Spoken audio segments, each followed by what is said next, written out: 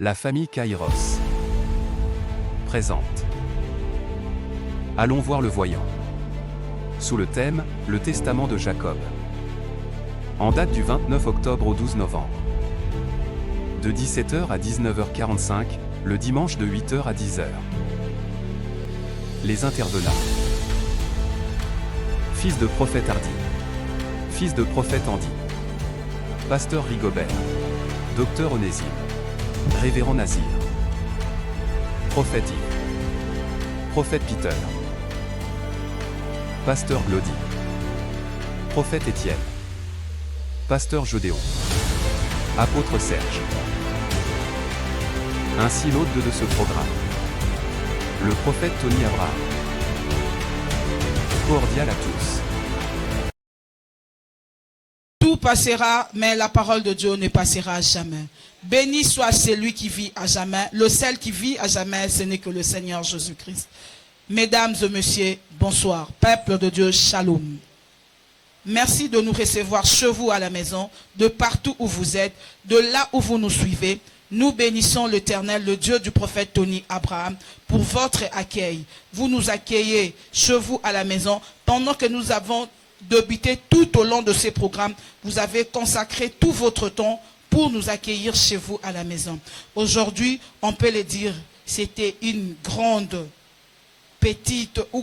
ou petite clôture parce que c'était le jour de la semaine.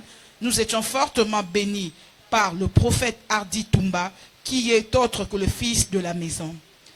Il nous a parlé pendant le programme, le jour de l'ouverture. C'est lui qui a fait le grand pas. Il a fait l'ouverture de ses assises. Et aujourd'hui, il a clôturé ses assises. Mais pas tellement clôturé parce qu'on est encore là le dimanche. Le dimanche, ça sera la grande clôture. La grande clôture. Mais il nous a bénis fortement ce soir. Comme le Père lui-même dit, pour nous, c'est notre prophète. Pour lui, c'est son fils. La bénédiction de ce soir nous fait voir que on était devant un fils du vendeur du blé. Il a vendu du blé.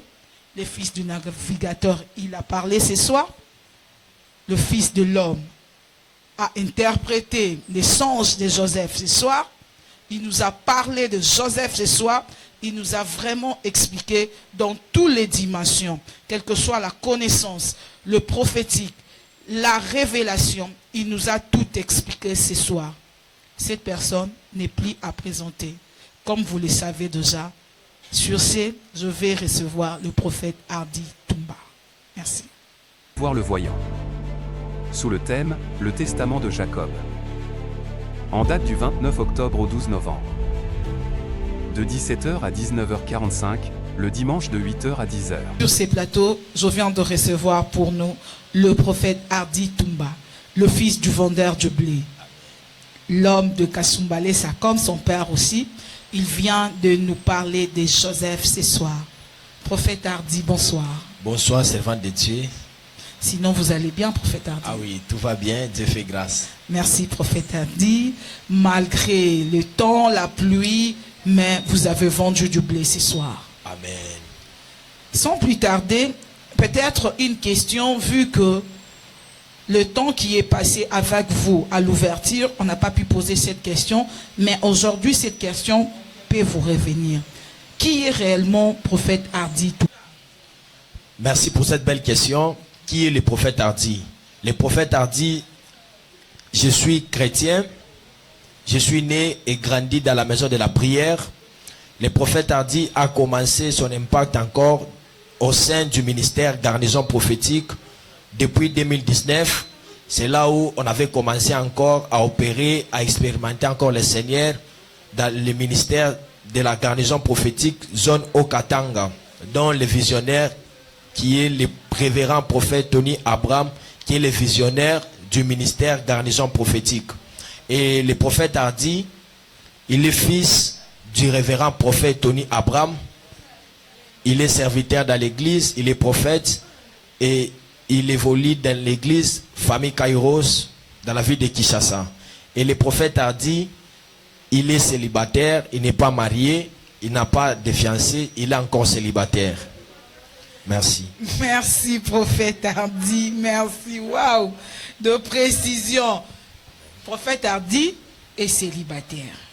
Il n'est pas encore marié. Waouh. Ah. Mais ce n'est pas prophète Tony Abraham, est-ce qu'on peut avoir le numéro des prophètes Hardy? Non. Donc, il est un serviteur auprès de son père. Sans plus tarder, nous entrons dans le vif de notre sujet. Selon nos questions, qui est Jacob dans le Testament? Wow, merci pour cette belle question. Parce que quand on parle d'abord du testament, nous faisons recours au testataire. Et Jacob qui est le testataire. Qui est Jacob? Alors, Jacob, dans le sens prophétique, Jacob qui est l'image du Seigneur Jésus. Amen. Vous allez remarquer dans Genèse 48, avant que Jacob puisse bénir le fils de Joseph, la Bible dit il était malade et Jacob montant sur le lit de la maladie, c'est là où Jacob avait bénir le fils. Or, le lit de la maladie, ça parle de l'autel. Jacob ne peut pas bénir en dehors de son autel. Et Jacob doit bénir sur son lit. Et dans la réalité, le Seigneur Jésus, il ne pouvait pas nous bénir, soit il ne pouvait pas parler en dehors de son lit. Et son lit, c'était l'autel de Golgotha. C'est sur l'autel de Golgotha que Jésus nous a délivrés. Et c'est sur l'autel de Golgotha que Jésus avait ouvert sa bouche afin de nous bénir. Amen. Et alors, remarquez avec moi que Jésus-Christ, qui est l'image de Jacob, il renfermait deux choses. La première des choses, c'était, quelle est la chose qu'il enfermait? C'était l'agneau. Et la deuxième des choses, c'était un chevreau. La Bible déclare dans Exode chapitre 12, Dieu dit à Moïse que vous devez immoler un agneau. Vous allez manger cet agneau. Ça sera un agneau sans défaut, sans tache. Et il dit, soit vous allez prendre un chevreau. C'est-à-dire, Jésus renferme deux choses. L'image d'un agneau et l'image d'un chevreau. Et quand est-ce que Jésus-Christ devient un agneau? Nous connaissons très bien, un agneau, c'est un animal qui est faible. Jésus-Christ devient un agneau, c'est quand on l'a mené à la croix. Il devait passer par les 4 tribunaux. Et pendant qu'il passait par les 4 tribunaux, Jésus-Christ, en étant un agneau, malgré la douleur, il ne se justifiait pas. Il ne pouvait pas ouvrir sa bouche, il ne pouvait pas parler. Il est passé chez Pilate, il ne s'est pas justifié. Il est passé chez Anne, il ne s'est pas justifié. Il est passé chez Hérode, il ne s'est pas justifié. Et quand est-ce que Jésus devient un chevreau? Jésus devient un chevreau, c'est quand il est à la croix. Or, un chevreau ne supporte pas la douleur. Quand on frappe un chevreau, il doit ouvrir sa bouche pour parler. Et Jésus-Christ, en étant un chevreau, il avait poussé les cris lorsqu'il a senti la douleur. C'était à la croix. Et le véritable chevreau, c'est Jacob, dans l'ombre. Jacob, pendant tout ce temps, il ne pouvait pas parler. Il était comme un agneau. Mais quand il monte sur le lit de la maladie, Jacob devient un chevreau et il doit ouvrir sa bouche. Il doit bénir les fils de Joseph. Et Jacob encore, qui est l'image du jardin d'Éden. Amen. La Bible dit, Adam, dans Genèse chapitre 2, le verset 15, Adam qui a été créé dans le jardin, Adam avait comme rôle de cultiver la terre et de garder le jardin. Et un autre rôle, Adam avait comme rôle de nommer les animaux. Et vous allez comprendre, le même mouvement qui est passé avec Adam, c'est le même mouvement aussi que Jacob devait exécuter. Jacob, qui est l'image du jardin d'Éden, en lui, nous voyons les animaux. En lui, nous voyons Juda, qui est un lion. En lui, nous voyons Dan, qui est un serpent. En lui, nous voyons Nephtali, qui est une biche. En lui, nous voyons Benjamin, qui est un loup. Et en lui, nous voyons des arbres. Nous voyons l'arbre qui est Joseph. Nous voyons la source qui est l'océan. En lui, nous voyons aussi 4 fleuves. Et les 4 fleuves qui étaient dans les jardins, ce sont les 4 femmes de Jacob. Jacob, c'est l'image du jardin d'Éden. Il enfermait beaucoup de choses. En lui, il renfermait des animaux. Merci. Merci beaucoup, prophète Hardy, pour cet éclaircissement. Merci. Ma deuxième question est référée toujours dans Genèse 49, 22. La parole nous dit: Joseph et les rejetons d'un arbre fertile. Les rejetons d'un arbre fertile près d'une source de bronze s'élèvent au-dessus de la muraille. Ma question est celle ici. Selon le testament de Jacob, tous ses fils sont définis comme de bêtes, mais sauf Joseph, qui est comparé à un arbre fertile. Pourquoi cette comparaison par rapport à ses frères? Wow, merci. Cette question, elle est prophétique. Parce que vous allez d'abord comprendre tout ce qui s'est passé dans l'ombre. Ça préfigurait l'accomplissement, soit l'avenir de Jésus.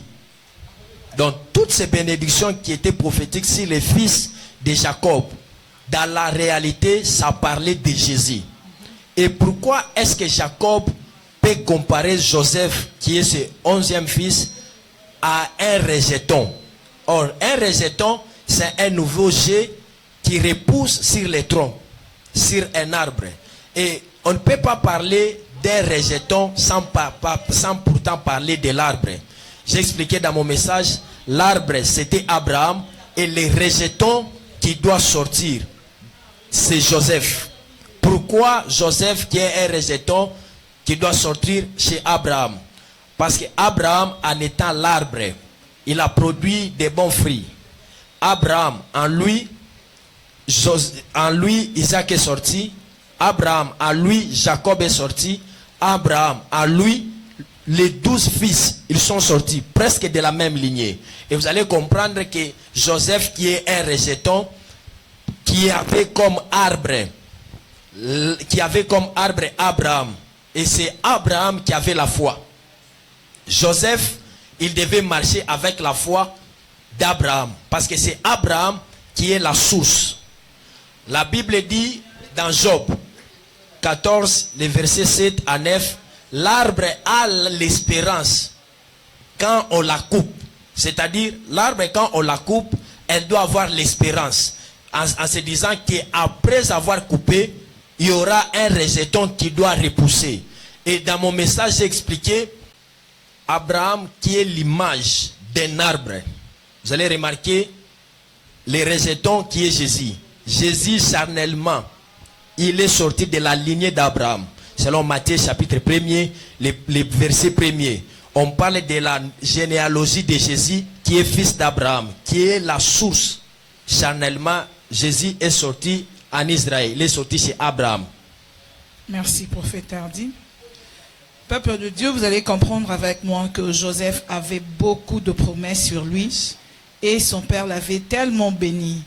Mais le soutien qui a été donné au prophète Hardy a été limité. Mais selon moi, j'ai un peu développé. Ne nous tenez pas rigueur sur ça, mais il doit répondre parce que c'est un prophète. Ma troisième question, pourquoi son arc demeure ferme aussi longtemps qu'on le provoquait? Pourquoi est-ce que son arc a demeuré ferme pendant qu'on le provoquait? Wow, j'ai béni le Seigneur pour cette question. Merci beaucoup. On doit d'abord comprendre qui l'ont provoqué. Joseph, qui est l'image du Seigneur Jésus. Jésus-Christ a été provoqué en Israël par 3 choses. La première des choses, c'est par les prophètes. La deuxième des choses, c'est par les psaumes. Et la troisième des choses, c'est par la loi de Moïse. Ils l'ont provoqué. Et pourquoi est-ce que son arc a demeuré ferme? Or, l'arc qu'on parle là, ça appartenait à Jacob.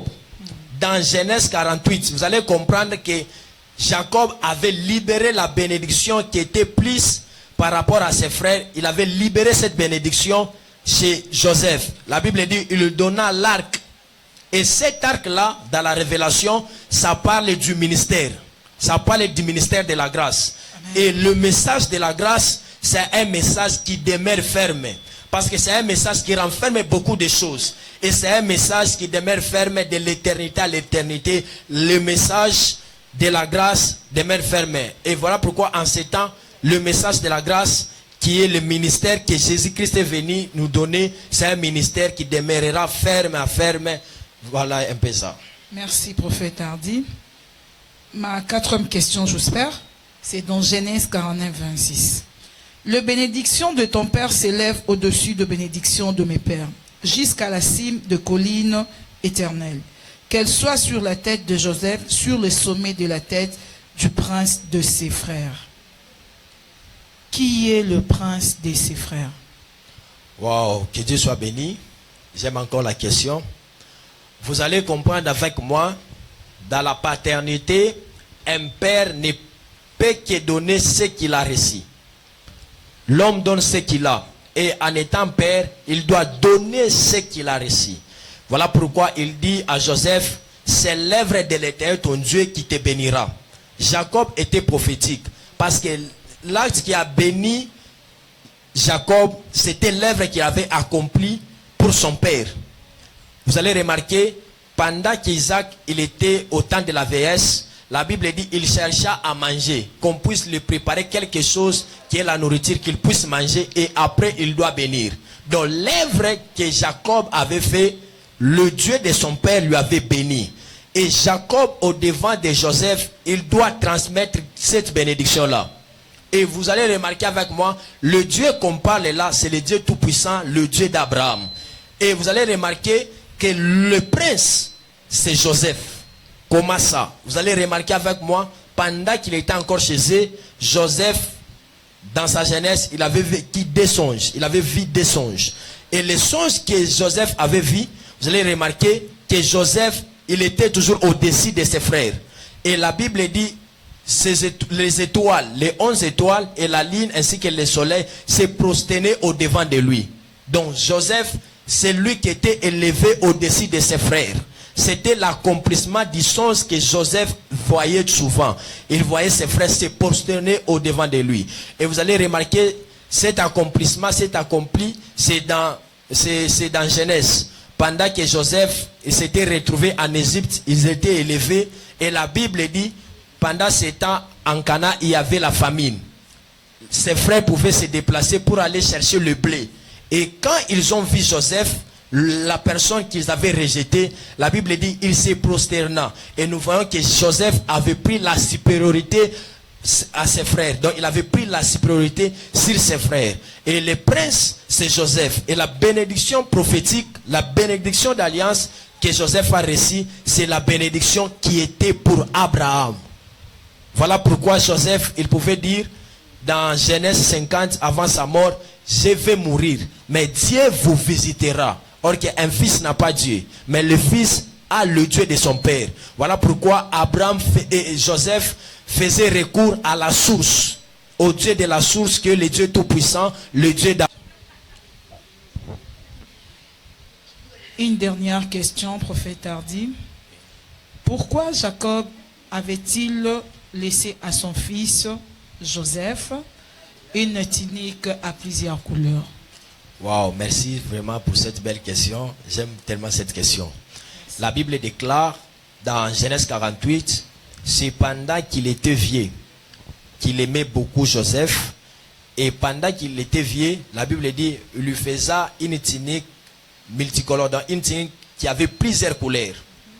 Et la tunique, oh, vous allez comprendre avec moi, pendant qu'il était vieux, c'est Dieu, Jacob qui était l'image de Dieu, pendant qu'il était vieux, c'était dans le temps de la grâce, où Dieu nous avait donné le Fils, qui est Jésus, et qui est venu avec la tunique de plusieurs couleurs. C'est-à-dire quoi? En Jésus, il n'y a pas question de tribu. En Jésus-Christ, il n'y a pas question de Baswahili. En Jésus-Christ, il n'y a pas question de Baluba. Parce qu'en Jésus, nous tous, nous sommes un seul corps. Nous formons un seul corps. Voilà pourquoi la tunique de plusieurs couleurs, prophétiquement, ça parle de plusieurs nations. Nous tous, nous sommes en Jésus et nous formons un seul corps. Nous formons tous un seul corps. Voilà pourquoi Jacob était prophétique. Il pouvait donner cette tunique-là. Et cette tunique-là sur les plans prophétiques, vous allez comprendre que cette tunique a boosté la dimension de Joseph. C'est après avoir reçu la tunique que Joseph est parvenu à avoir des songes. Or, un jeune ne peut pas avoir les songes. Selon la prophétie de Joël, la Bible dit, les veillards auront des songes et les jeunes prophétiseront.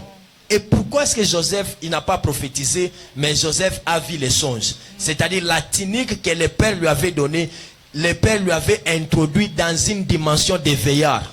Amen. Et dans cette dimension-là, lorsqu'il a reçu la tunique, Joseph ne pouvait pas prophétiser, mais Joseph pouvait voir les songes parce que son niveau de la spiritualité a été relevé. Et Joseph était devenu veillard dans le monde spirituel. Waouh, waouh, waouh. Quelle révélation. Peuple de Dieu, je vous l'ai dit tout le temps, je suis avec le fils du vendeur du blé. Donc allez-y vite comprendre que je suis devant un prophète de Dieu, un parolier dans la parole de Dieu, un faiseur des Écritures aussi. Merci prophète Hardy, merci pour votre deuxième intervention.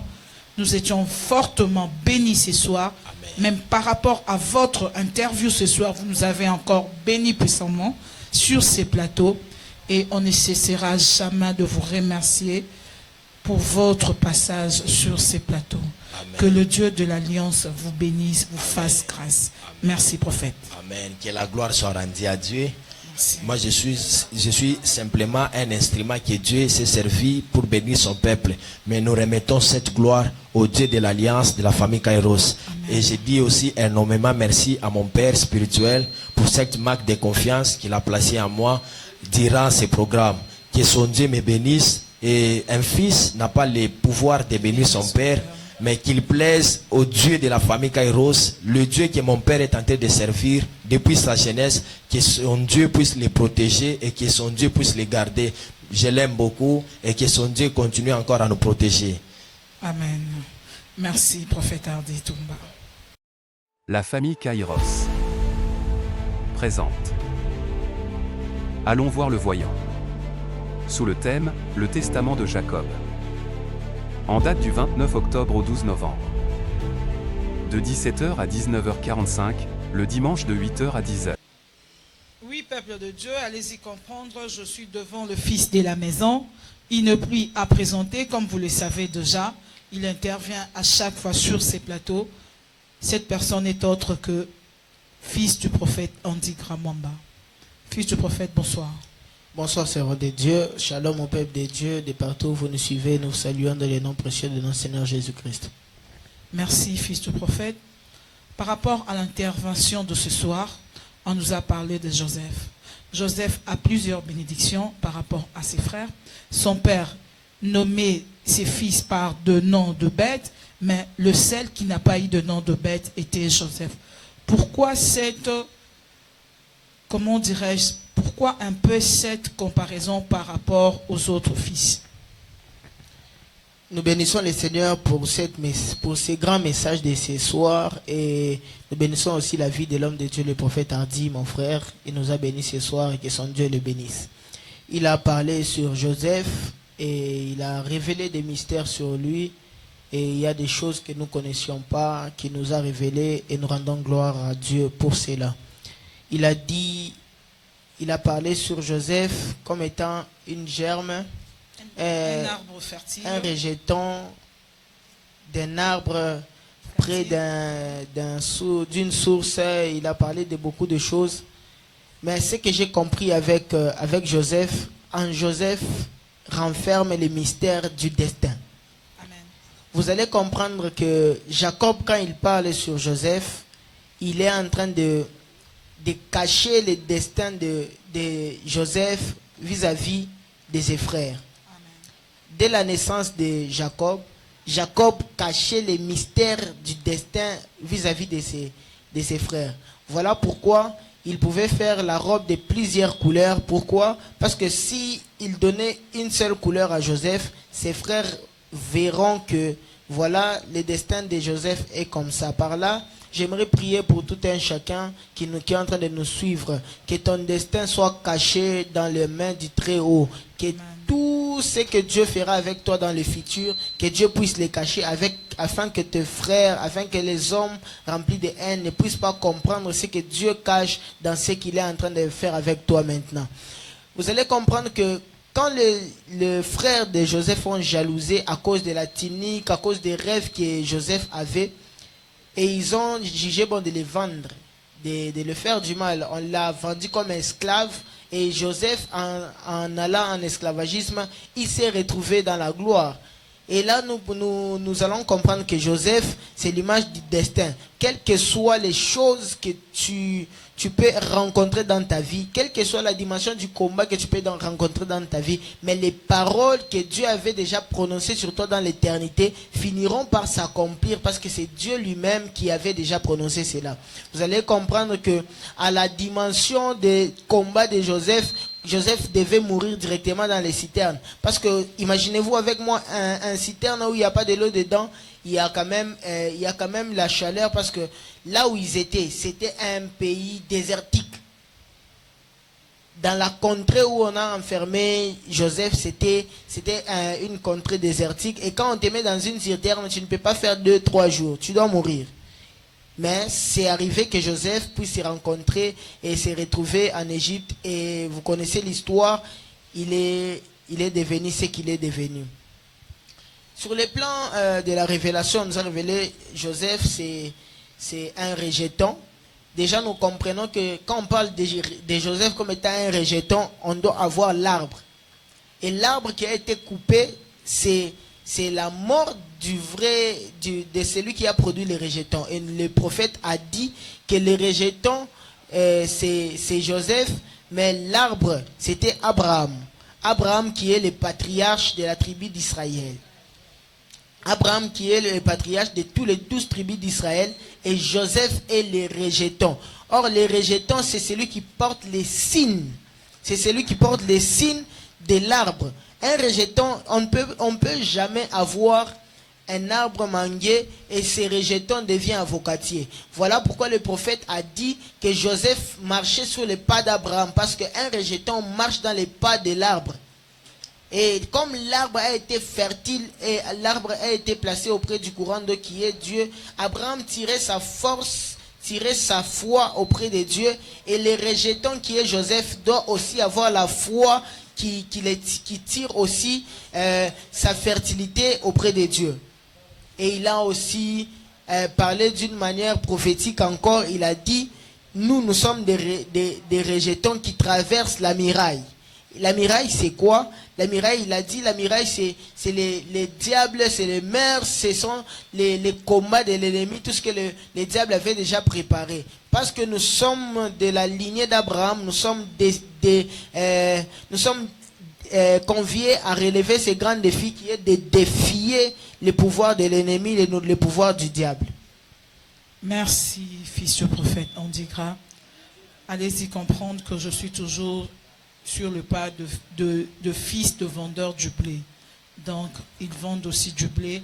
Ils ont du temps pour s'exprimer et nous faire comprendre encore deux choses.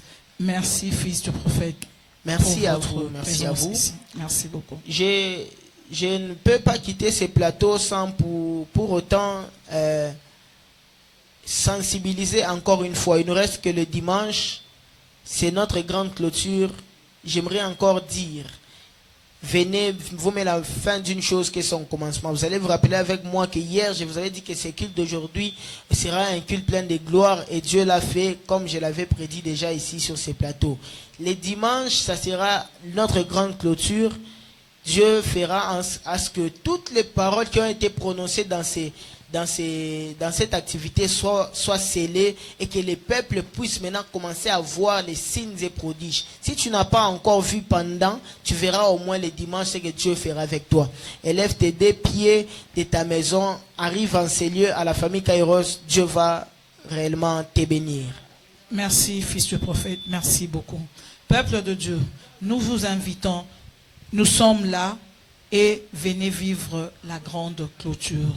La grande clôture, c'est pour ce dimanche 12 novembre, à partir de 8 h. Venez à la famille Kairos. Venez nombreux. les portes seront grandement ouvertes. Venez. Si vous ne connaissez pas l'endroit où la famille Kairos se trouve, je vous donne l'adresse tout de suite. On est dans la commune de Bandalungwa, sur l'avenue Madouda, numéro 98. Quartier Makelele, non loin de l'école Le Bambin, comme référence. Venez nombreux et la grâce de Dieu sera répandue sur nous dans l'auditoire. Venez vivre cette grande finale. Moi, je l'appelle ça finale parce que Tozala qui vraiment n'habitumba ya bilombe. Donc, pendant 12 jours, nous ne nous sommes jamais absentés. On était toujours là devant la présence de Dieu. Vous aussi. La parole de Dieu dit que vaut mieux la fin d'une chose que son commencement. Souka et les kake bandeli. Donc, venez. Okokuko yape na souka. Okamwe, omoni pe babika moi miracle. Au locotignon so okenango. Donc, venez nombreux, venez. Que le Dieu de notre Père, le révérend Tony Abraham, nous bénit, nous bénit, nous bénit. Au nom puissant de Jésus. Amen. La famille Kairos présente. Allons voir le voyant. Sous le thème, le testament de Jacob. En date du 29 octobre au 12 novembre. De 17h à 19h45, le dimanche de 8h à 10h. Les intervenants. Fils de prophète Hardy. Fils de prophète Andy. Pasteur Rigobert. Docteur Onésime. Révérend Nazir. Prophète Yves. Prophète Peter. Pasteur Glody. Prophète Étienne. Pasteur Jodéon. Apôtre Serge. Ainsi l'hôte de ce programme. Le prophète Tony Abraham. Cordial à tous.